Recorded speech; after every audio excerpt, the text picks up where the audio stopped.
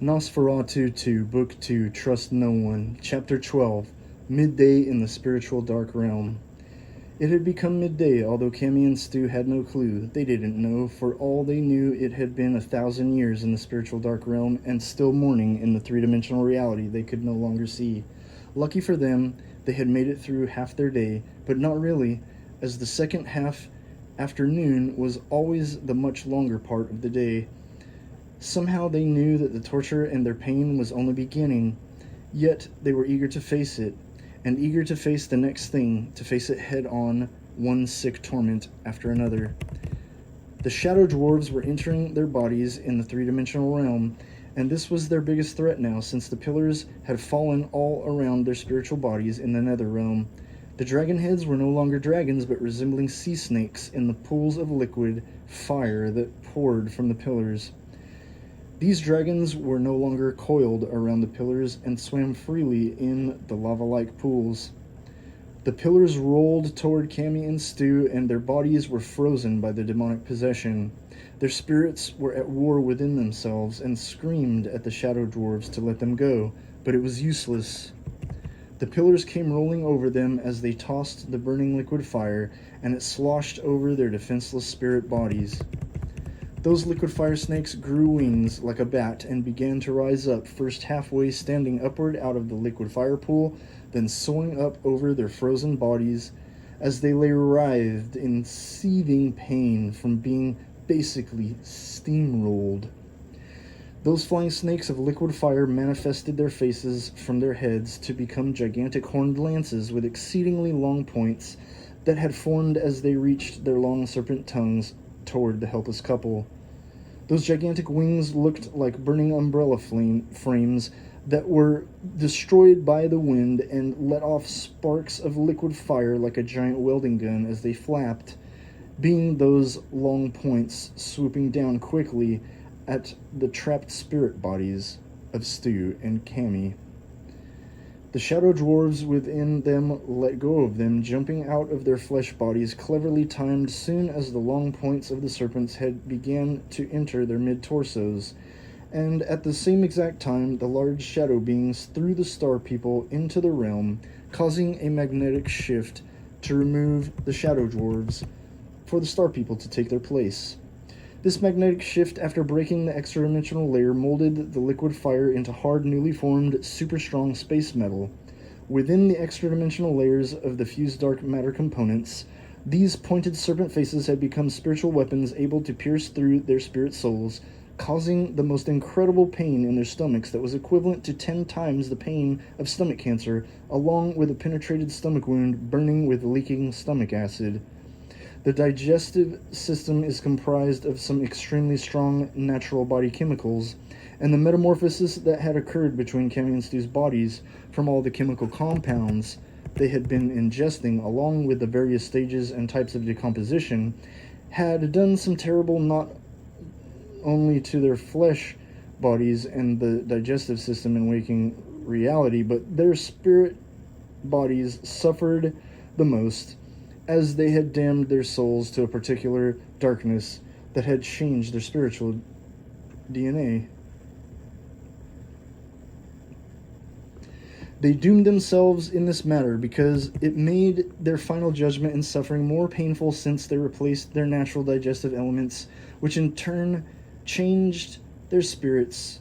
And Lamb had known this, planning the midday penetration so that it would cut their chance of survival in half with this perfectly timed infliction.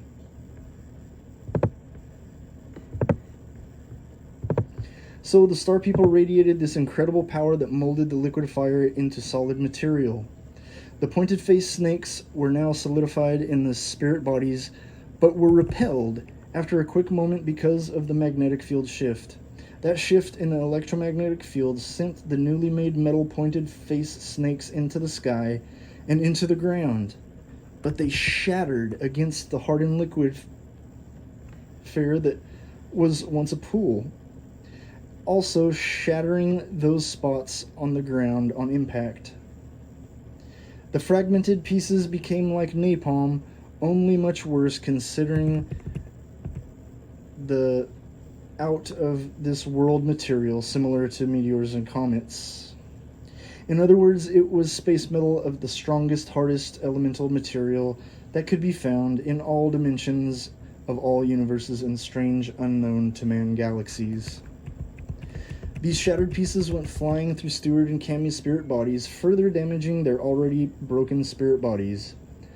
Although these spiritual forms they embodied in this realm could stay formed together after being ripped and shredded apart, the pain was intensely magnified compared to the swift death in the flesh, if it were possible to compare. There really was no comparison, though, and it would be ridiculous to even try, considering the completely absurdity that came along with these extra layers, that in turn came along with the extra dimensions themselves. Bodies in the three-dimensional realm have extensions that are not only in sense, form, or feeling, but actual physical properties. They act together and react, countering the movements, thoughts, decisions, feelings, and effects of these physical attributes.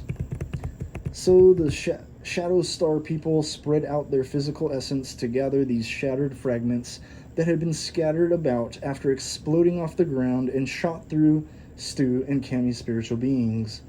These mysterious, mystical, and majestic shadow beings shone like stars as they did this, becoming like stars of the galaxy spread out before them just above the ground. The parts not shattered were beautiful as Cammy gazed down at these parts, but hated the thought of thinking it appeared beautiful because of what it really meant in their day of judgment and supreme punishment. Those parts shone with brilliancy like masterfully crafted relic jewelry or some kind of strange, foreign, alien-like artifact. Gigantic juice pods that were encapsulated by a chrome-like forge that had poured over them.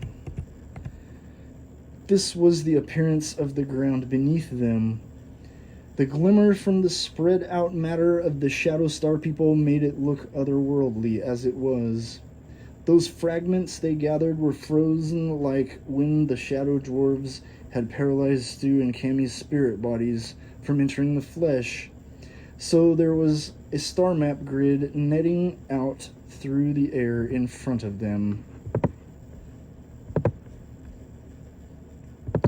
It had shown the other lost worlds beyond outer dimensions, and the Shadow Star people moved it in such a way that there was a projection to give a close-up effect as it glowed in a strange phosphorescent, illuminescent way.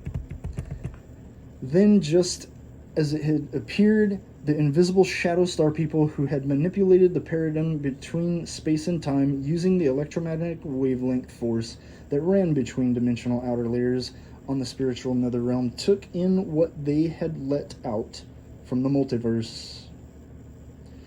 They gathered what was theirs to go back to where they had come from.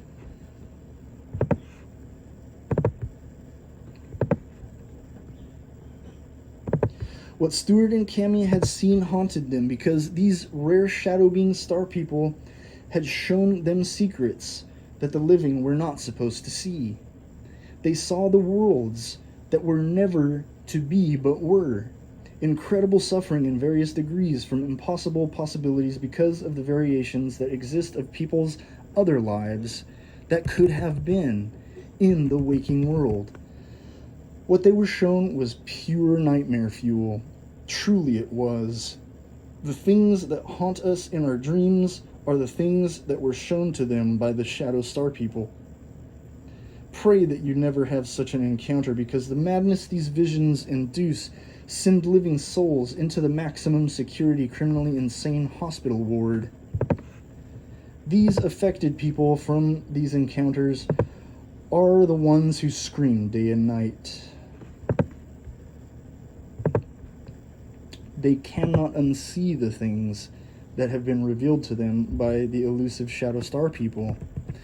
These Shadow Star beings have the power to destroy civilizations, and the unfortunate souls who see these things, like what Stu and Cammy have been shown, can no longer live normal, sane lives. It is worse than demonic possession because the damage is everlasting. Mental damage through spiritual infliction is the worst violation of the human soul. It seeks to destroy your soul while you are alive through this madness that comes along with it, and makes you question if you were possessed or hallucinating. The scary thing is neither of these thoughts are true. It is a projection visitation by the shadow star beings. To be shown these things is a living nightmare that will never leave you once you've seen the things they have to show you. Worse than any chemical drug trip, it is given to the selected to keep record in the living, waking world of the reality of true horror within the layers of hell. Hell is not just a concept or concepts. There are so many complex layers to suffering throughout all of creation. Hell can be described as an endless journey for the damned, doomed, and cursed. There aren't levels of hell, but layers throughout the multi- and extra-dimensional layers of existence. There is math and numbers to everything, as every elemental speck of creation is infinitely calculated. So the additions to suffering and terribleness throughout all creation has been multiplied and divided, split, shared, and has grown into every possible monstrously demonic enemy. The cancer that is evil has spread in waves. This knowledge is enough to haunt fragile minds and bother children, leaving them scarred and scared in a world that waits for them to be alone to harm them in their innocence, and it does every chance it gets, reaching out in ways parents never think about. No one is ever safe from this force, and it affects us all in dreams and waking reality alike. Even animals share this human suffering. Even plant life. Plants are made sad by their wisdom. Animals are always scared, and this is why. If you look at a plant and wonder why you feel a certain way, like it is lonely, it is not really lonely. It is sad from the wisdom it holds. It has seen the truths that creation holds. Endless suffering through every realm from beginning to end. So Cammy and Stu became frozen in this mental anguish, and they had become blinded by the new force entering the dark spiritual realm, not exactly entering their dimension, but entering the outside layer between dimensions. The bright ones were now there to cause harm. Although these shadow beings could not be seen in their form without causing utter destruction, Lamb had assisted them in a perfect attack towards Cammy and Stu.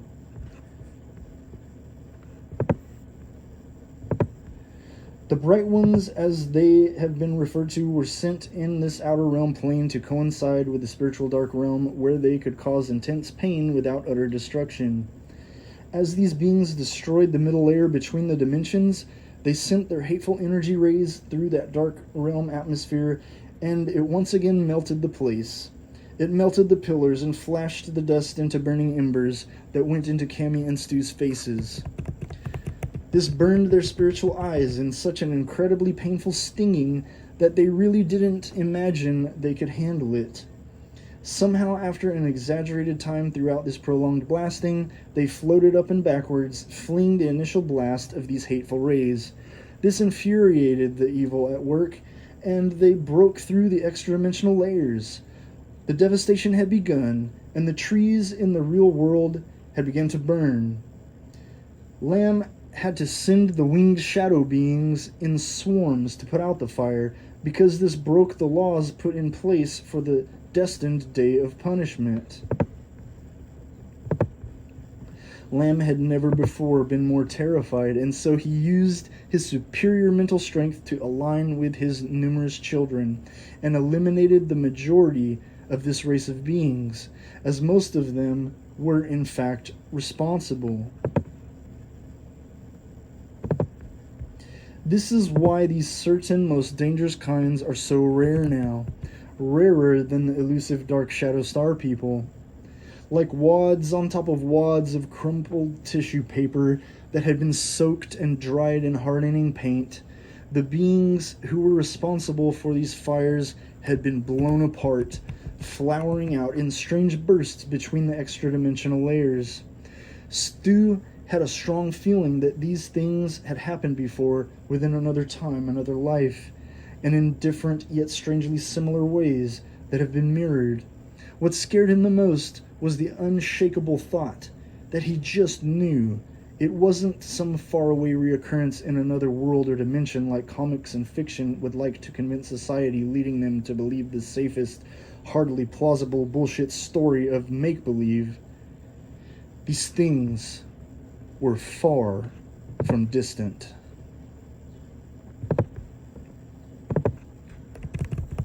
There was an evil intention further set in stone to repeat.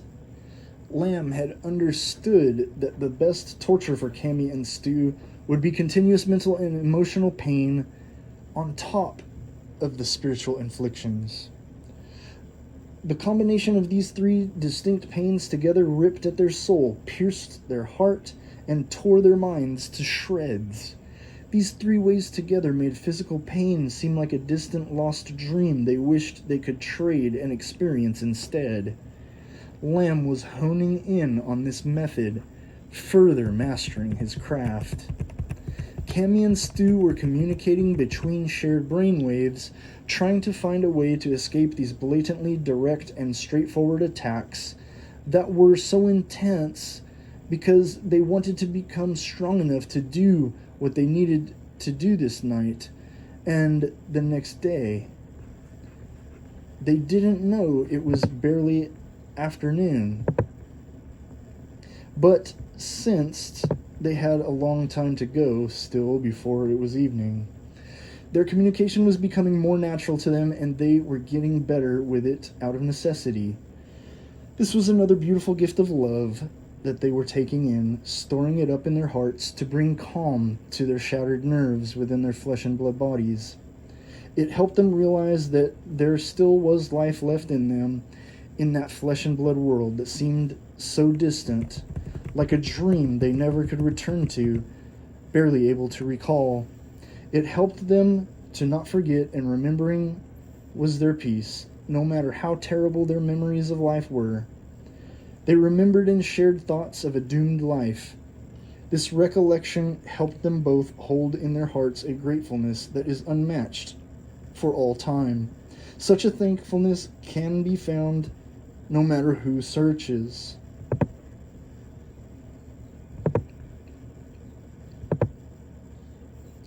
Their thankfulness for each other was the love that helped them get through the most extreme conditions of hell. Cammy and Stu were experiencing in life more pain together than what any two people could ever endure. The only worst pain that they knew could be possible would be to be alone. Being alone was a painful comfort for them both before their spirits met and became entangled and intertwined throughout the fabrics of time. Their voices shouted this to each other's receptor cells within the heart, and they saw before them in that dark spiritual realm an opening in front of them and above that quickly closed up again with that purplish blue-black sky.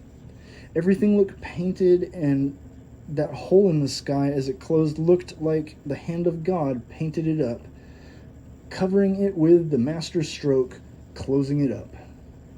They knew it was Lamb patching up his extra-dimensional grid because he saw the last of the trees that were having their flames being put out by the winged shadow demons. The race of the Mothmen were seen by their glowing red eyes through the last of the flames in the darkness.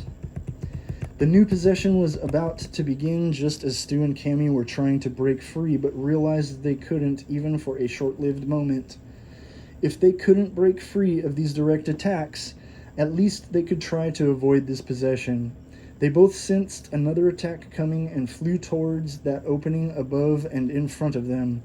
They knew they would be stopped, but at least they thought it would distract Lamb enough and make him have to focus his energy and his commands to trying to stop their attempt, instead of focusing all this powerful influencing thought energy of manipulating evil spirit commands.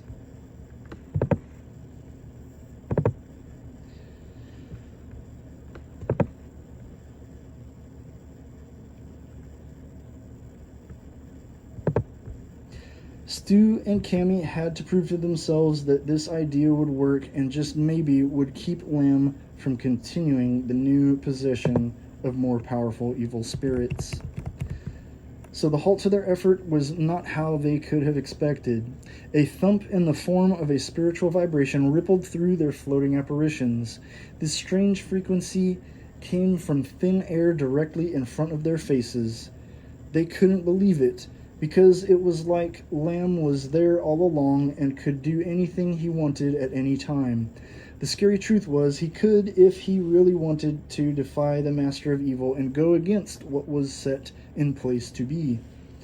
Lamb did in fact have all the power in Cammy and Stu's life. The remainder of their existence within the flesh was held in the proverbial hands of the Keeper of Time as he waited for their bodies to fall. That dark-robed, hooded being was invisible to life in their last moments, but was right there next to them waiting. He transcended dimensions and broke through them because he existed in both the spiritual realm as well as our three-dimensional world where we bleed. In fact, he is always at someone's side when they are ready.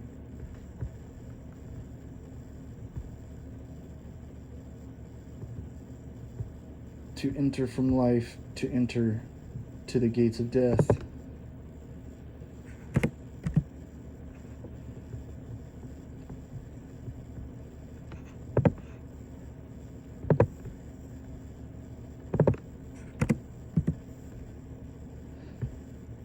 In fact, he is always at someone's side when they are ready to enter from life, to enter the gates of death. When life enders, death is there to greet you to the next realm, and Cammy and Stu's time was just about up. This was where the Keeper of Time comes in. The Keeper of Time was keeping Cammy and Stu right where they needed to be for this day, and there was no chance that they weren't going to make it through this day. They were going to make it to see that third and final day. Whether they died by their own hands, someone else's, or by the chemicals running their course through their systems, they weren't going to die until tomorrow would come. There was also a good chance that some kind of accident or intervening thing by circumstance would take their lives if they could be so lucky. Why not? They were lucky enough to find each other after living a life of misery, each in their own right. After all their experiences, they knew that anything was possible. Surely they knew anything was possible. The thing is, they didn't know if they would die in this day. That was part of their punishment, not knowing, because the thought of failing during this ultimate judgment was their ultimate fear. Their deepest and strongest fear would be to fail and pass up the chance of escaping the second death that would bring eternal punishment. As far as they knew, this was a very real possibility. The Keeper of Time did not reveal these things to anyone, not even Lamb. Such secrets were known to him and him only. The Keeper of Time was known in the waking world of flesh and blood as Father Time. It was an easy metaphor to pass down to children from generation to generation. If children thought of the Keeper of Time as a father, then they could see this father living out the role of father forever, keeping time safe with him and always going. The real Keeper of Time wasn't the father of anything, but this was his single purpose appointed to him from the beginning of creation. The Keeper of Time was an entity that had lines within lines, just like any other creature that had some type of physical attributes within their bodily form. He did keep on going, though, no matter what. He kept on ticking.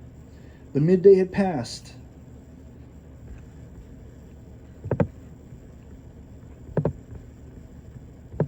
Noon was gone and forever behind them on their day of punishment. They were leaving the late hours of the afternoon and entering the early evening. It was summer, and they still had about 5 more hours of sunlight, but that didn't mean much to them, because no matter how bright it was in three-dimensional reality, The sun wasn't visible to their spirit eyes. They could not even sense that it was there because Lamb had blinded their mind's eye, and so Cammy and Stu fought to keep free of the blood entity beings and their wicked ways of possession. As long as they kept moving, while they kept strong telepathically shared thoughts and feelings, then they knew they could continue fighting the invading evil spirits.